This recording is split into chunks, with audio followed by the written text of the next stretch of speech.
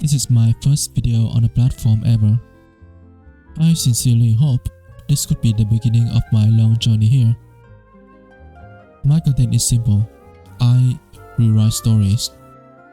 If you are viewing this video because of the title, then I'm sure you are a Genshin Impact player, because this story is based on the general idea of Fontaine's Archon quest, but not really. I know this is a video game story, so it's not as amazing as I could have ever imagined, and I had a different kind of interpretation for this kind of stories, so I wanted to share those things to you. Some notes before I start the story. I am not a professional writer. That's why the story can feel rushed, unnatural, and too shortened at times. I do hope to receive every comment in that regard in order to improve myself. This applies to my English as well. After all, I'm just starting.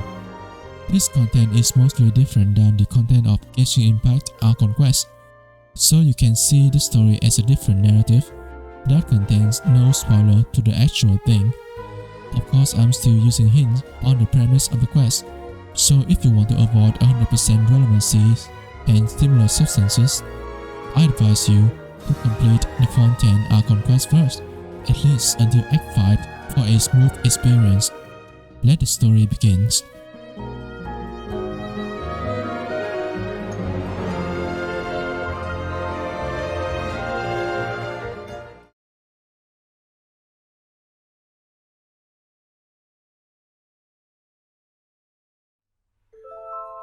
Once upon a time, in a faraway world, there were 7 nations lived in harmony, peace, and happiness.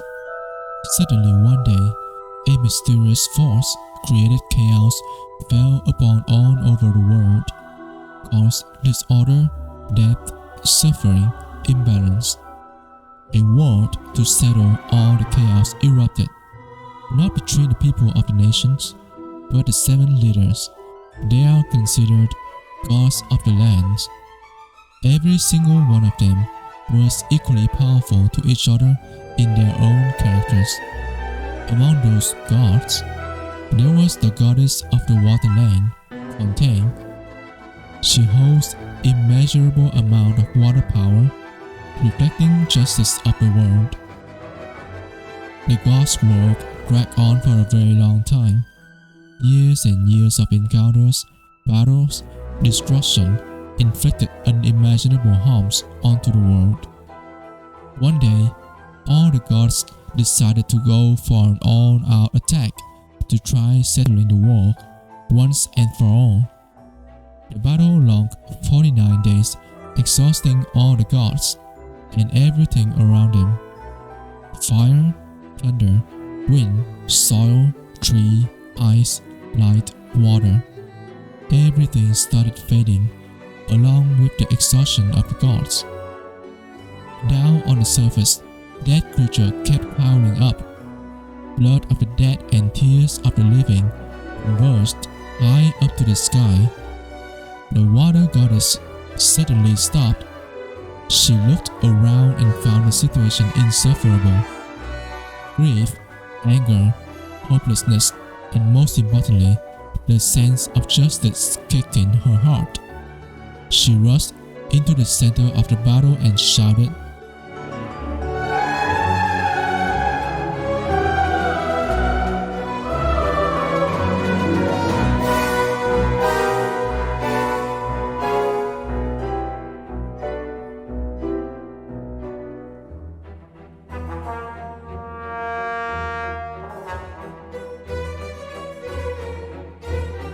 The other 6 didn't even blink an eye, continued the struggle and ignored her. They all had their own reasons. The goddess shouted again.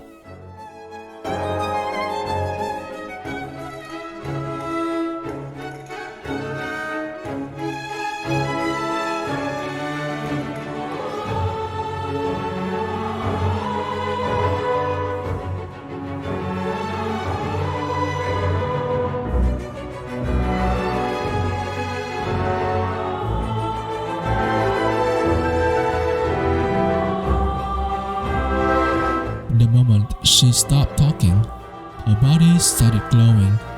It attracted water from everything and everywhere, from the ground to the sky, from fountains to oceans, from tears to bloods.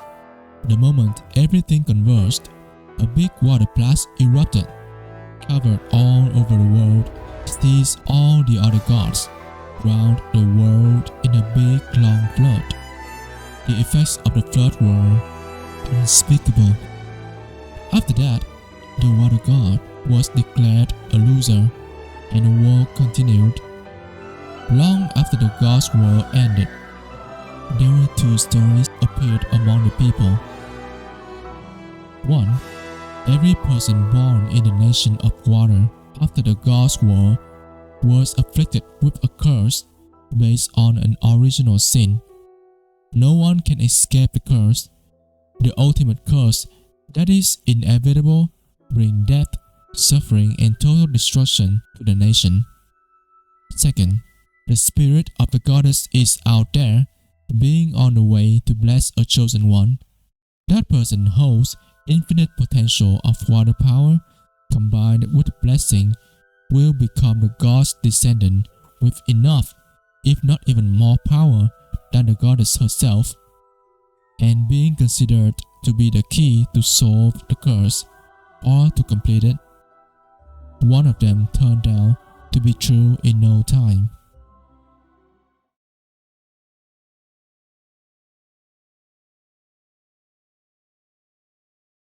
It was midnight inside the courthouse of Fontaine, where the new goddess and the chief of Fontaine reside. There was a desperate scene inside. Up in the throne of the goddess, a young girl cried hard until she couldn't cry anymore. Below the throne, a crowd broke out in chaos, screaming to the goddess and to each other. Confusion, hatred, hopelessness, and water surrounding the whole place until everything was drowned completely. Furina gasped. It's the same dream happened every once in a while. Since the day she moved in, Furina had always been in a good physical condition. She was supposed to be the goddess' descendant. Everyone praised her, adored her, believed in her, but still, she had doubts about her true identity. The only place she could rest her mind easily was Nuvilet's hands.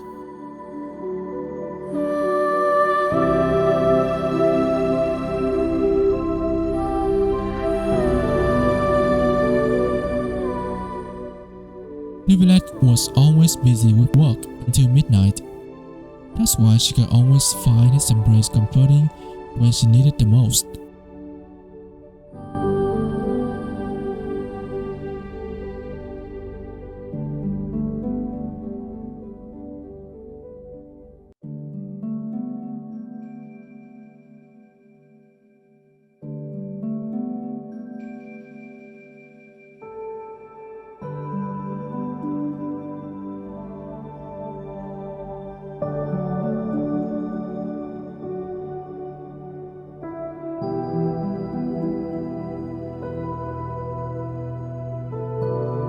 Nuvilet kept his silence.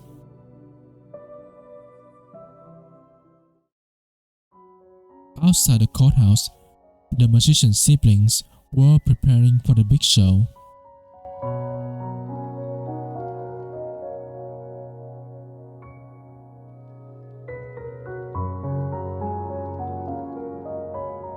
The magician showed his worry when he was contemplating the magic show's content with his siblings, who was also his assistant.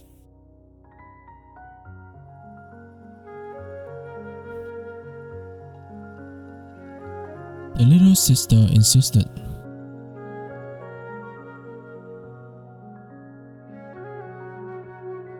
Their mother was a noble of the country. She returned from a trip around the world from long ago with lots of knowledge along her way. After reviewing the proposition for the trick, the siblings was fascinated.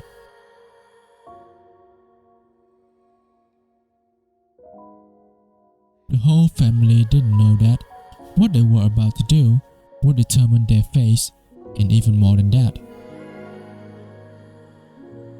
The celebration day came. People filled out every seat in the opera house, where trials and plays were performed. As always, Furina and Neuvillette were the ones in the honorable seats, looking down and around the people. The magic show isn't a usual thing in there.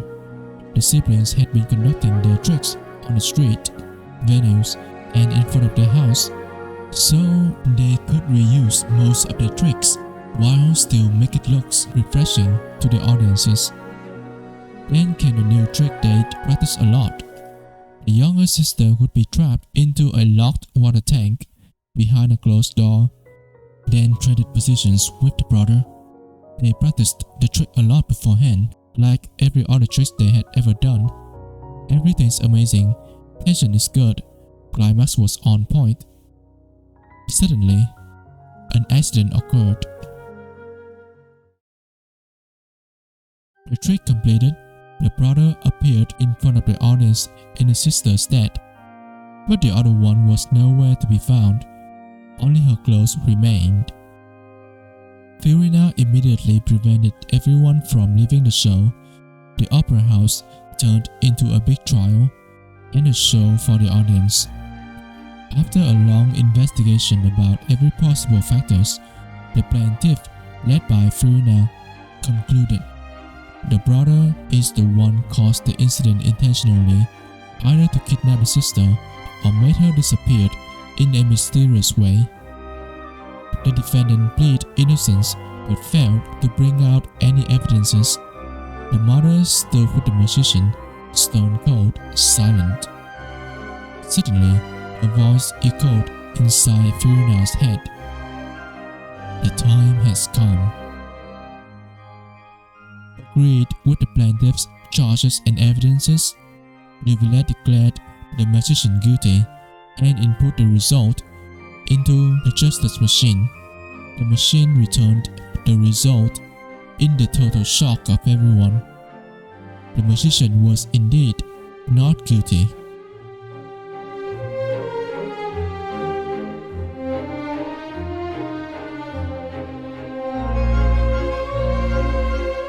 A breakout occurred from all over the opera house. People mocked Furina, showed anger and confusion over the Chief of Justice. The mother suddenly stepped out of her place.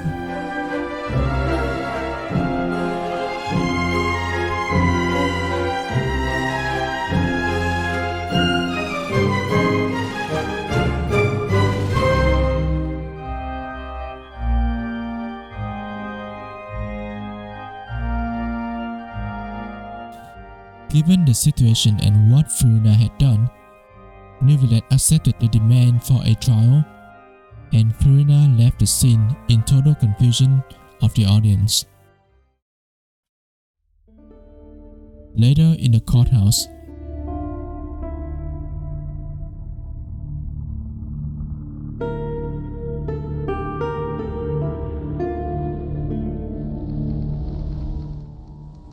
the god turned into a young girl, cried on the chief's shoulders. Neuvillette explained why she was the god in this nation in the first place.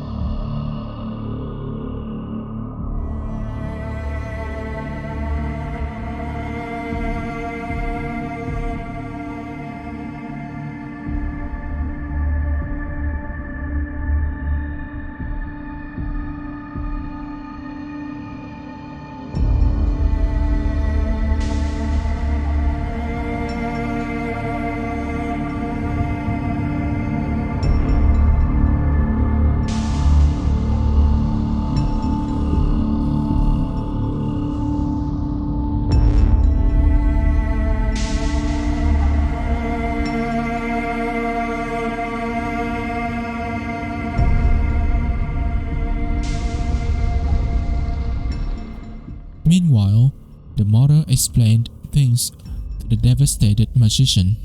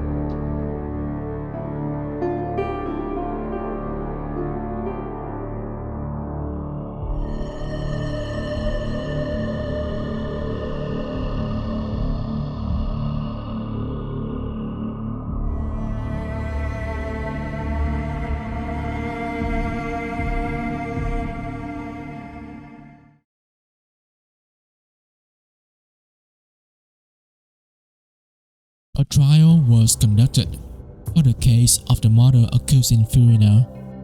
Before anything, the mother testified, "The god is responsible for the incident of the magician's sister, and the fact is that she was dead. She was turned into water." Among the shock of the crowd, without any evidences or witnesses, the justice machine output a result from itself: guilty. The simple word from the machine sparked the most violent act in the opera house since the beginning of the nation.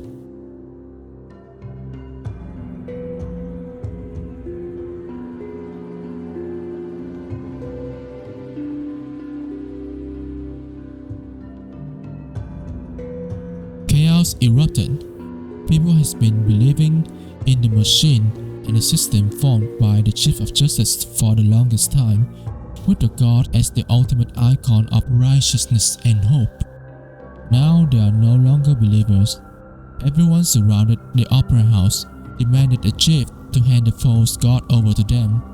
With the protector's power, Neuvillette got Furina out of the crowd and hid in a safe place. Among all the grudges and anger, the mother and the magician remained in their shock. The mother kept silent with a sad look, while the magician was standing in confusion. Tears were all over his face.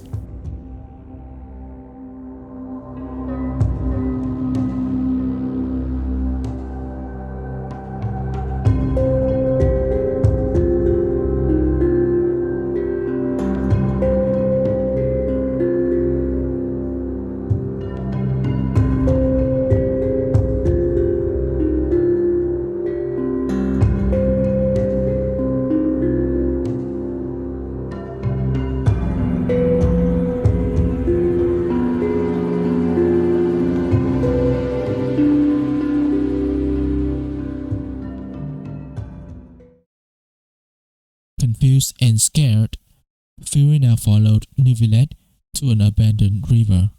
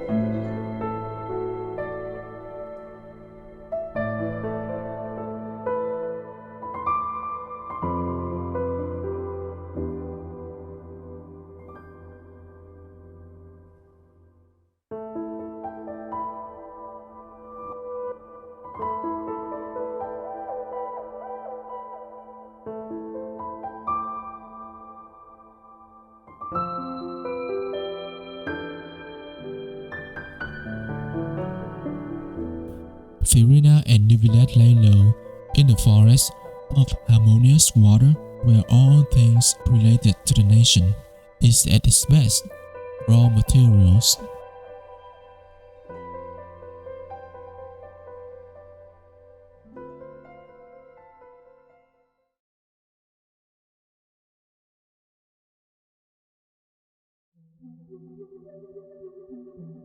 It's midnight.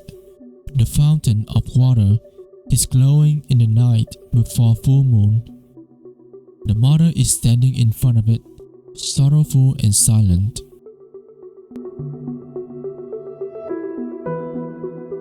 Nivilet confronted the mother with a straight face.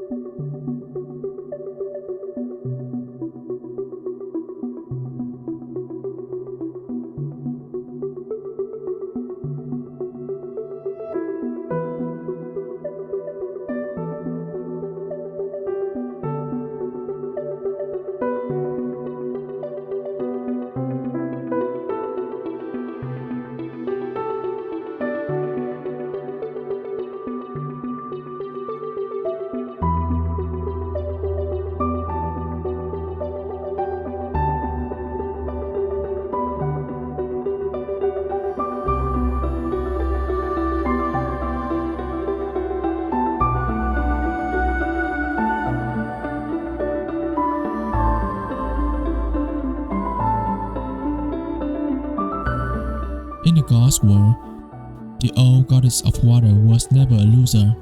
She might lost her existence as a whole, but she gained a big reward in exchange. The nation had been thriving.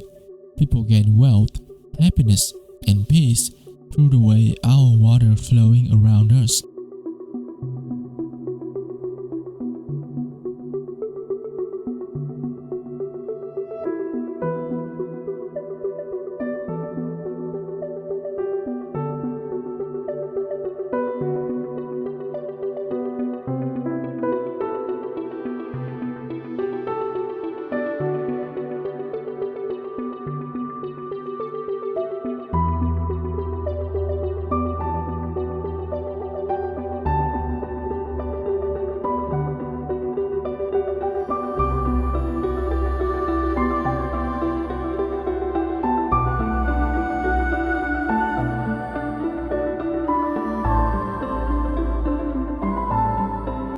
The mother continued her explanation a little more.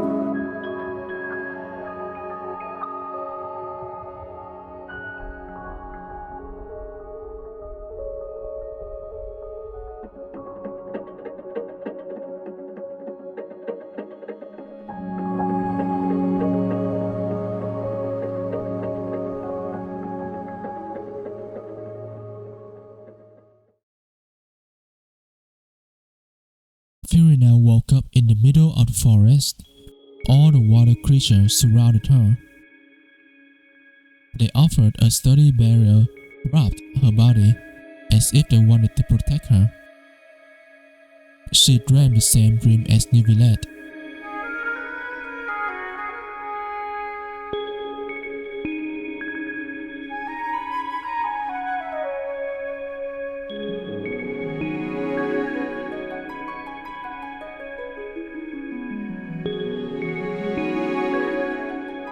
She doesn't care about the absence of Neuvillette, throwing the creatures away. They kept coming back, stood in front of her and lay bare their bodies. They knew Furina was exhausted, and she fell down onto them. Spare the tears, now is not the time. You need to have the choice. Curse, you are the soul. Your soul is mine. She couldn't respond to conscience. She knew how things would turn out to be. She cried harder. A hand approached her shoulder, hugged her tight.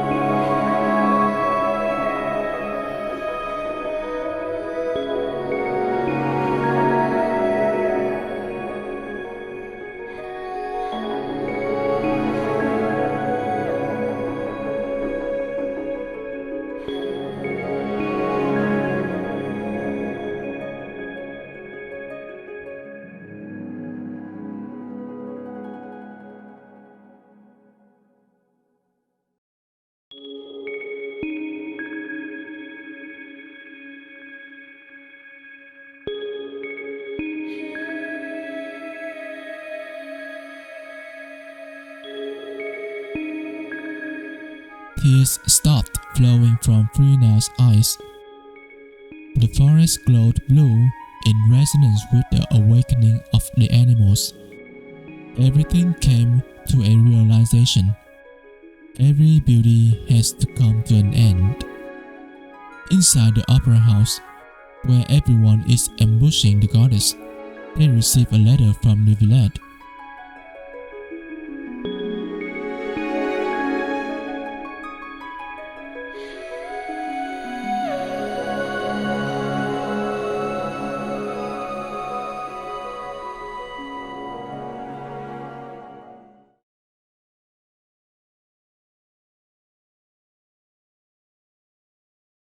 The sun is glowing on the fountain of justice, where everyone is gathering around waiting for the entrance of the traitor, the goddess.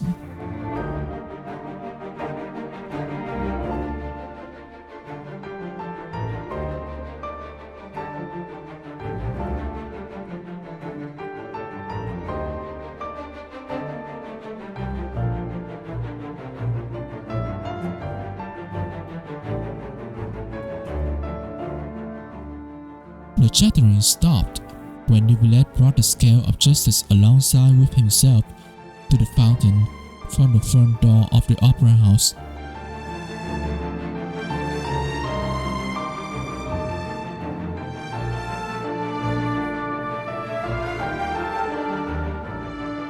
The crowd outraged. The mother kept her silence, waiting for something.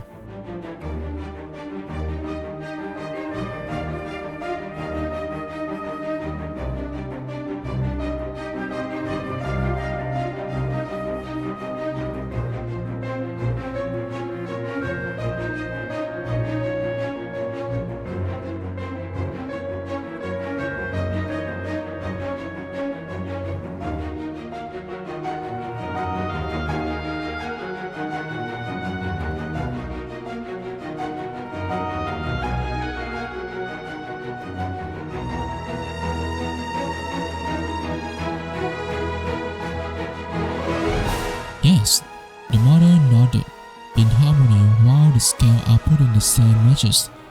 The crowd's enraged, but the scale's indication is absolute to them. All residents of the nation gathered around the fountain, waiting for something to happen. Furina woke up with a piece of paper in her hand.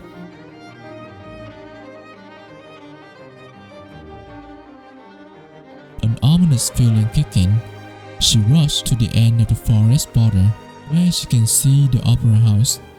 Waiting for her at the rendezvous point was the magician. He knew she was coming, yet he was not looking her way.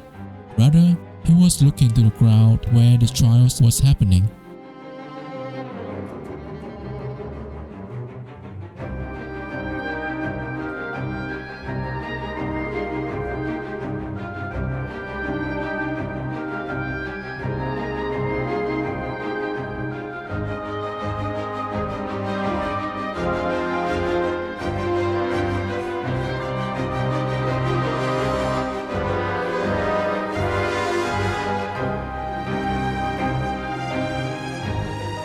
The magician still not looking at her. He started trembling, a strange vibe coming from him.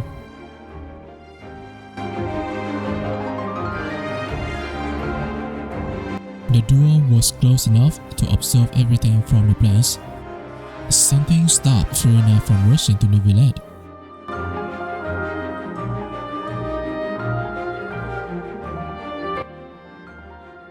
The trials was taking momentum.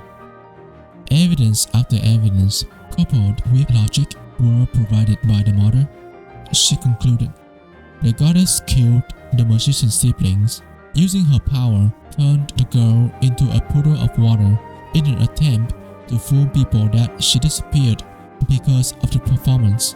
The goddess did that because she believed a sacrifice at her 18th birthday was gonna prevent the prophecy from becoming a reality. New village remained silent. The crowd became louder and louder.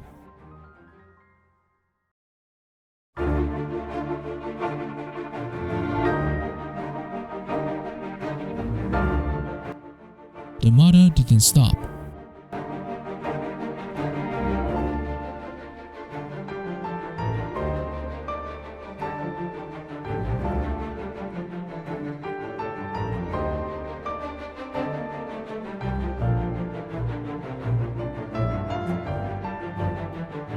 Everyone stopped. They couldn't believe what they had heard. The Chief of Justice committed the act of murder with a god's descendant. An adolescent child with God's title could make mistake. But to condemn the Chief of Justice for committing any crimes, let alone the most heinous one, was quite outrageous. People started doubting. Yet they turned completely silent after New Village smashed the ground.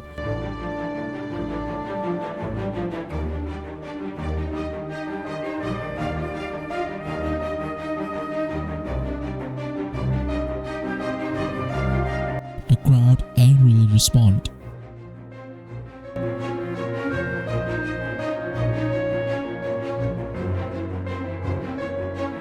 After a long pause, New Village spoke.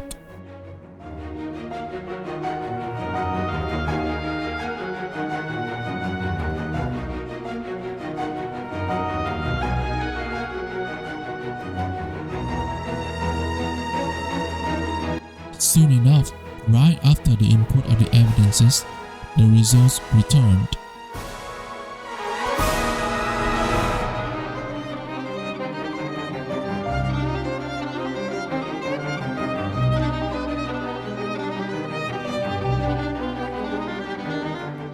People broke out in anger. Suddenly, the mother pointed her finger at Neuvillette and shouted,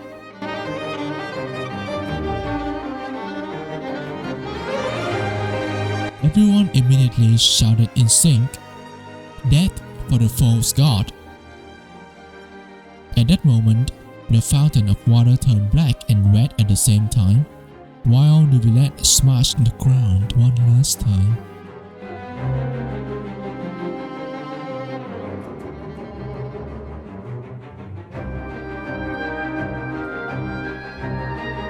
Neuvillette ascended onto the top of the fountain. His body was glowing with the same colors of it.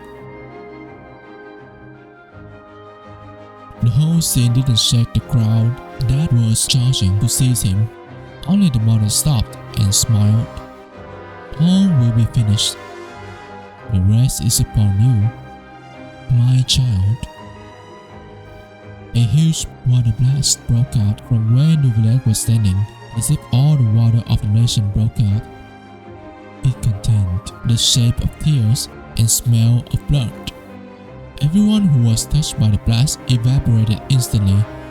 In the midst of the chaos, there were screams of a man and a woman. The scene became a massacre. Everyone disappeared in an instant, yet the screams remained.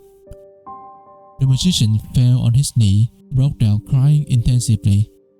Furina was so shocked, she stopped like a rock, staring down the fountain. As she asked, she came closer by the magician and saw something. There was figures standing still, one on top of the fountain, one in front of the fountain, and one not too far away, confronting the other two. She was about to rush into the scene when the magician's hand held her back.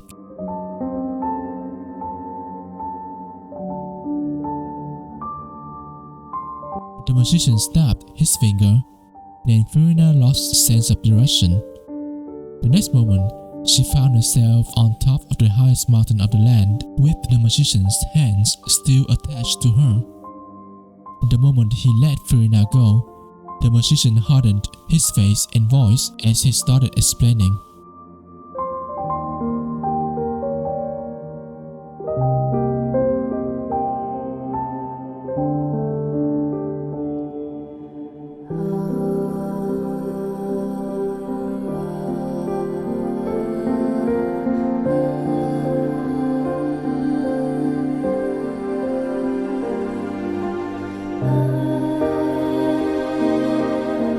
The magician stopped. He wanted to cry, but he's right. No tear could be dropped anymore.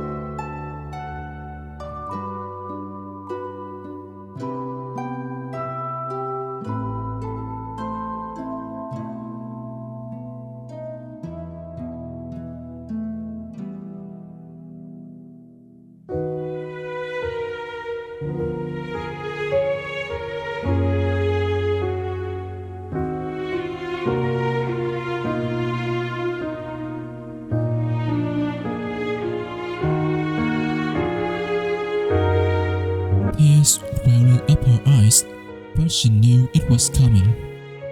She has the ultimate decision to make. The area around them started shaking as water was rising up.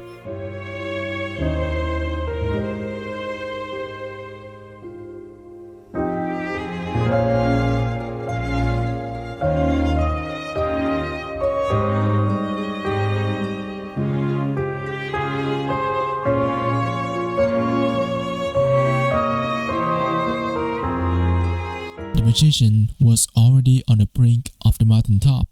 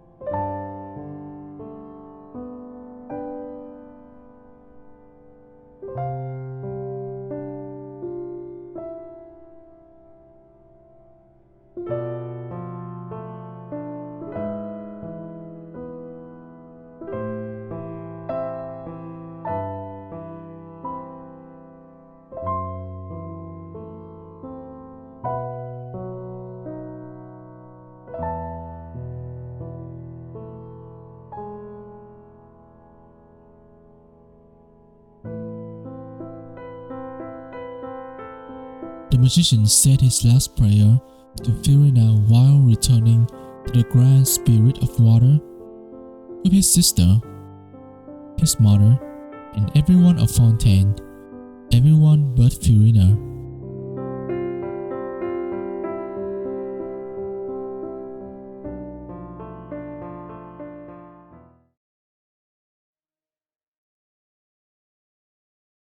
Soon after, the whole sky opened. All the lights, the scale, blue stream condensed into one substance and blessed upon the tearful god. She found herself sitting on a throne with enormous amount of power, authority, and soul. The god's glory returned, but no one was there to witness it. Only tears coming from the god's eyes. The water was going to the throne, and the option was there: recreation or sacrifice. The newly reformed goddess strengthened her heart, put out the choice.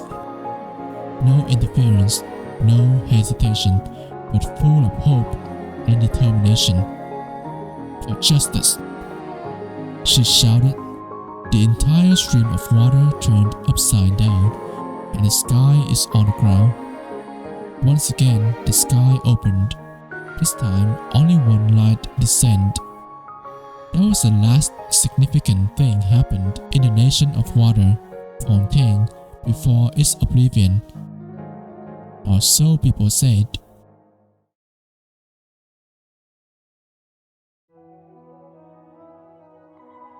Years later, a group of random people got lost in the forest of Fontaine's border, and they saw something spectacular among the trees. There was a giant tree in the center of a circle of plants, glowing and breathing with a big water bubble inside its body. Inside the bubble, there were 3 babies, 2 girls, 1 boy, sleeping soundly and peacefully together. Seems like they were waiting for something or someone to wake them up in order to get into the world. The miracle was unbelievable. It marked the resurrection of life in Fontaine and a new era of an abandoned land free from the curse of the gods. If you enjoyed the story, please subscribe to me and leave a thumbs up. Until next time, thank you.